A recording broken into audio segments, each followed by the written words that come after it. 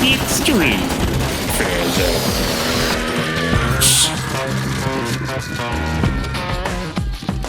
This is 1988 question number 2. A space shuttle astronaut. The heck's a space shuttle? Oh well, he's an astronaut. I don't know what the space shuttle is. Space shuttle astronaut in a circular orbit around the Earth has an assembly consisting of 2 small dense spheres. Here they are. Those are 2 small dense spheres, each of mass m, whose centers are connected by a rigid rod of length L and negligible mass. All right. Massless rod. Nice. The astronaut also has a device that will launch a small lump of clay of mass m with V0. Oh, better put my velocity vector V0. V0. Express all your answers in terms of m, V0, L, and fundamental constants. A.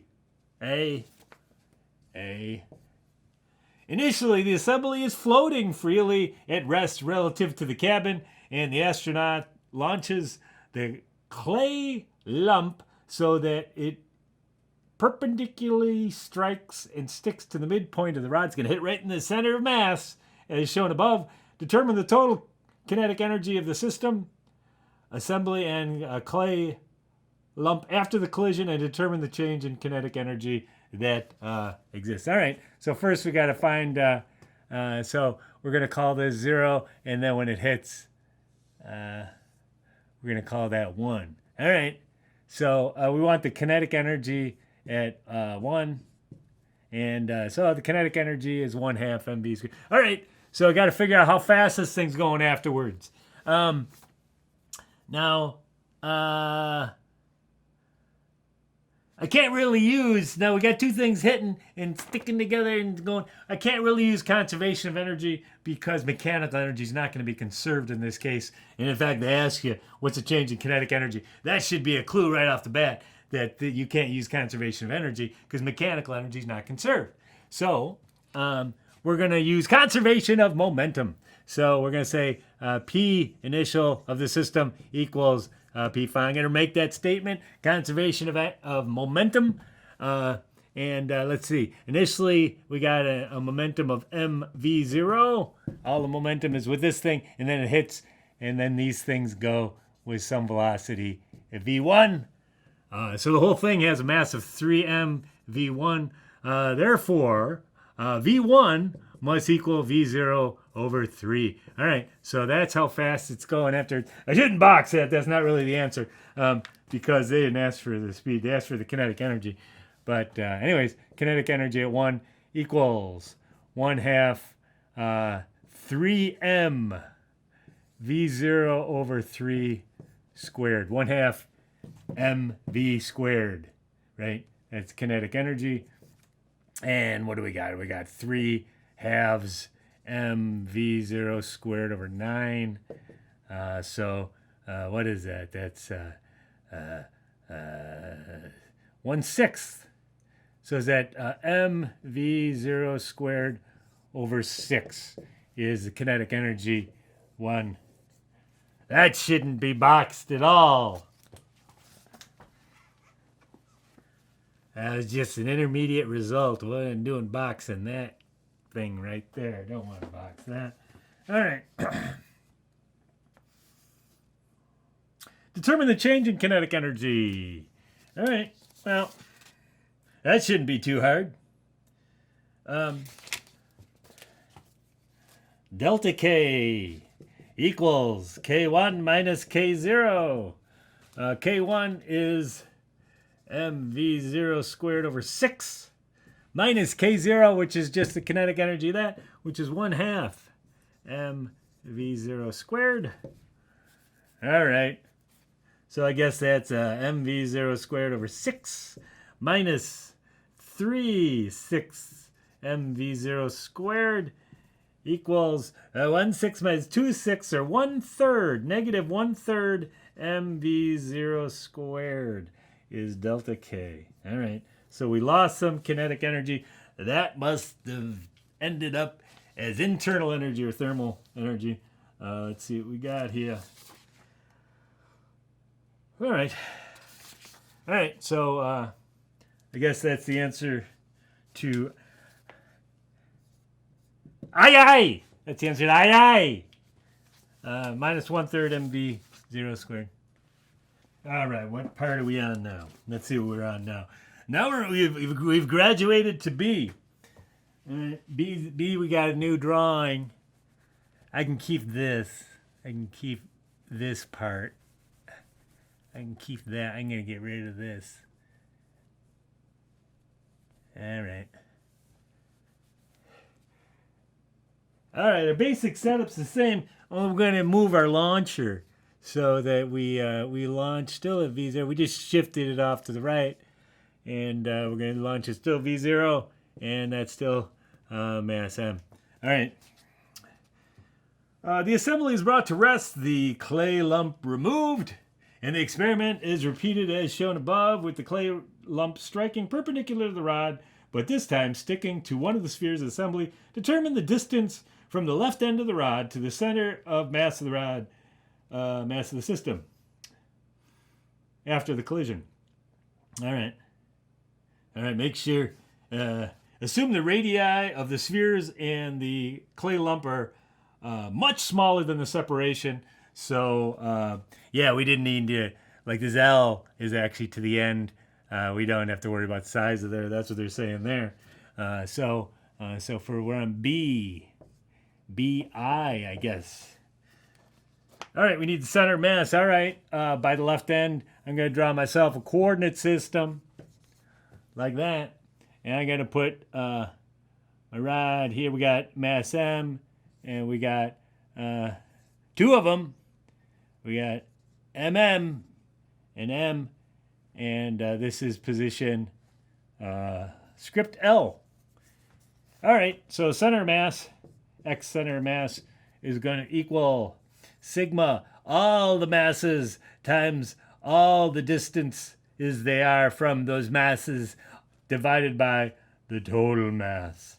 And there's our center of mass relationship. And what do we got here? We got 2m at position L divided by 3m. All right, so I guess we got 2/3 L. Oh, that's not writing well at all. I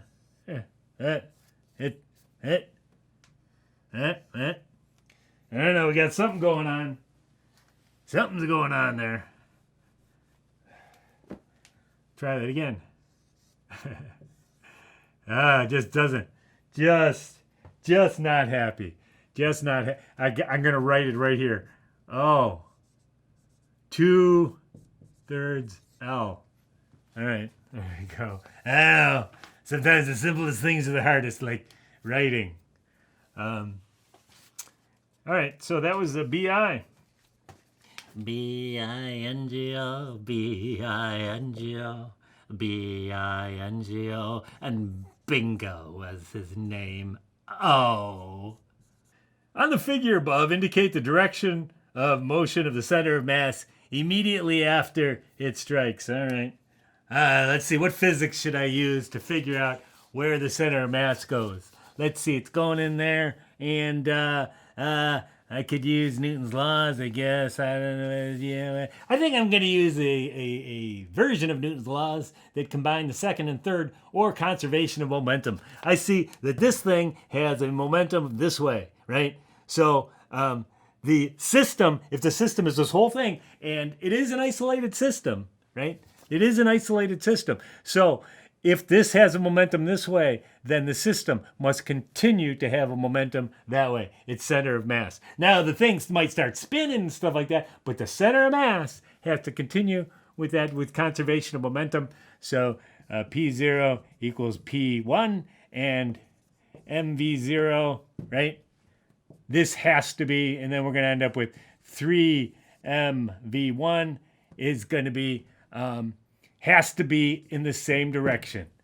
Has to be in the same direction, right? Momentum is conserved. It's a vector. So it has to be in the same direction. So, okay, so center of mass is going to have a velocity this way. Right? On the figure above, indicate the direction of the motion of the center of mass. All right, so there's the motion of center of mass is straight up, right? Okay. That's I. I. And next we have I. Determine the speed of the center of mass after. Oh, well, I almost already did. All right. V1 equals V0 over 3. All right. So, I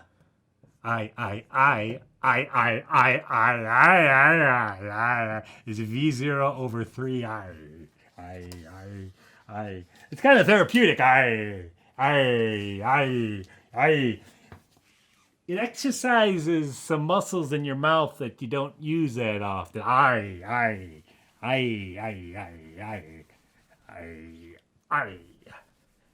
Oh, we're still on B. I shouldn't have erased that. I wasted ink. Determine the angular speed of the system. All right. Angular speed of the system. All right, so it's going to hit. And this is going to rotate about its center of mass. I know where that is. And it's going to rotate because it has a net torque on it. All right. I'm going to use conservation of angular momentum to figure out how fast it's going. So this is going to be 0. And then when it hits and starts spinning, it's going to be 1. So that's before. So afterwards, what's going to happen? Here we go. We got this thing. So this would be time 1. This thing is smashed into that, and the center of mass is somewhere around here. This is going to start rotating like that, right? Because this applied a torque about the center of mass at that point. When it hit, it applied a force that way. So this is going to cause this thing to rotate like that, right? Boom. It's going to rotate around like that. And angular momentum is conserved. Now, why is angular momentum conserved? Well, because the system itself has no net torque on it, right?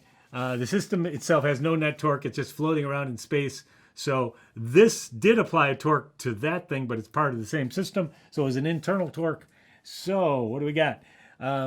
We're going to sum the torques we're going to find the angular momentum about the C, center of mass, about center of mass, right there, C, center of mass, right there. We're going to find the, so in this first case, we had this thing coming in, right? Here, let me draw it out here. We had this thing coming in, here was our line of action, right? And our position vector from the point that we're analyzing, right? This has an angular momentum about this point. There's our R vector, but we don't really care about R, right? There's a position vector. We would care about the perpendicular component relative to the line of action, which of course is right here. Here's R perpendicular. R perpendicular. That's what we care about right there. That thing right there, right? And we know what that is because we calculate. Oh, conveniently, they're helpful people there at the College Board. Okay, it's R cross P. So we want R perpendicular. What did we say? It was 2/3 L. So it's 1/3 L from here. So that's going to be R perpendicular. I'll just go. I'm going to start going R cross P equals that. And then once it starts spinning, we're going to use I omega, right? We're going to use I omega to do that. So R cross P, I'm going to find the magnitude, which is going to be R perpendicular times P equals I omega. What's I going to be? I, about the center of mass, is going to be, let's see, we got, to find I equals sigma all of my masses times x squared in this case, right? So what do we got? How many mass? We got this mass, which is m, and how far away is it? It's 2/3 L, right? Squared. 2/3 L plus 2m times L over 3 squared, right? All right. So what does that give us? M times 4/9 ml squared plus, I'm running out of room, 2ml squared over 9. So that is 2 ninths and 4 ninths is 6 ninths. So we get 6 ninths ml squared omega. Or, no, that was from the other drawing. Kind of ran out of room there, which is 2/3.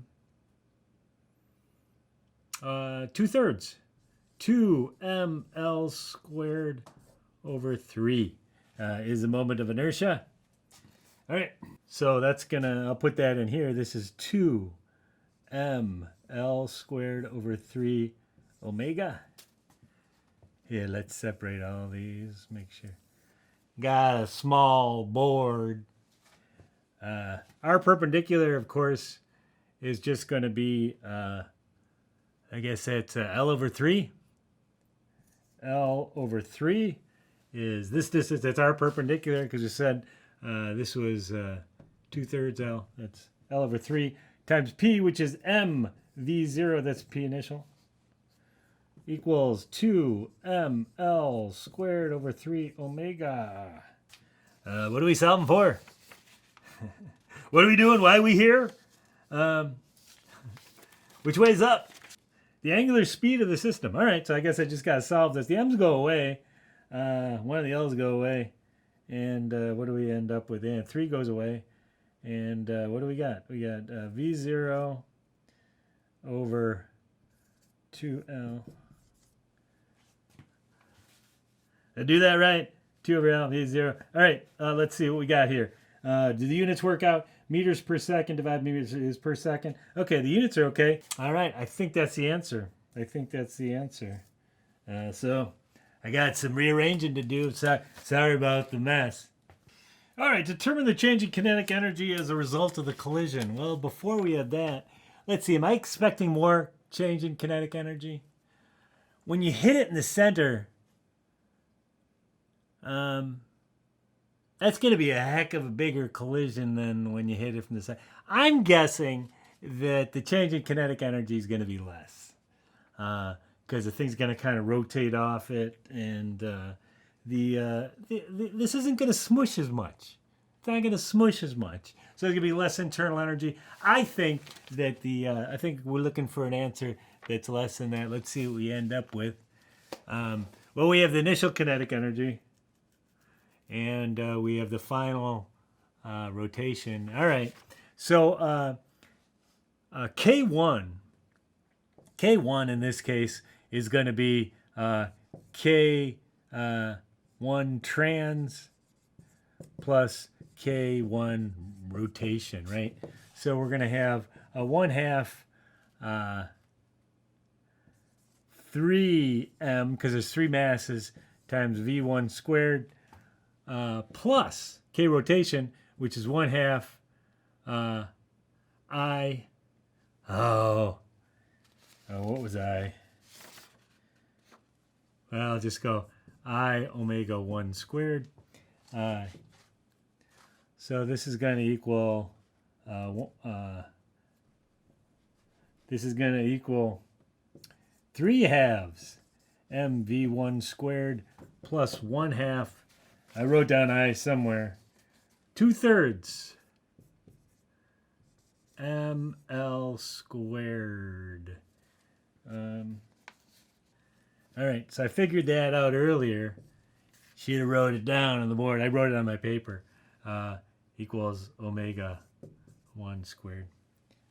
So that's K. All right, let's get this in terms of V0.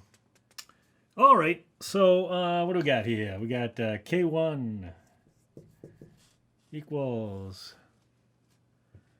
3/2 m V0 over 3 squared plus 1/2. Well, I'll make these go away. And I'm just going to end up with ml squared over 3. Omega 1 is V0 over 2L squared 3/2 m v0 squared over 9 plus ml squared over 3 v0 squared over 4l squared. Ooh, the l squared go away. That's good. All right. So what do we got? We got 3/18 m v0 squared plus m v0 squared over 12. All right. I guess 36 is my common denominator. Is it 6/36 mv0 squared plus 3/36 mv0 squared equals 9/36 mv0 squared, and 9/36 is mv0 squared over 4. All right, so there's the kinetic energy at 1. Kinetic energy at 1 is mv0 squared over 4. So therefore, if that's true, then delta K, which is K1 minus K0, is K1 is mv0 squared over 4 minus the initial kinetic energy, which is 1/2 mv0 squared. All right, so that's 2 over 4. So 1/4 minus 2 over 4 is 1/4 minus mv0 squared over 4 is the change in kinetic energy. All right, and it is less. It's less than that. The change in kinetic energy is less. It has less kinetic energy, but by a little less. It's 1/4 instead of 1/3. All right, so there you go. That is the 1998 number 2. All right, catch you later. Extreme Physics.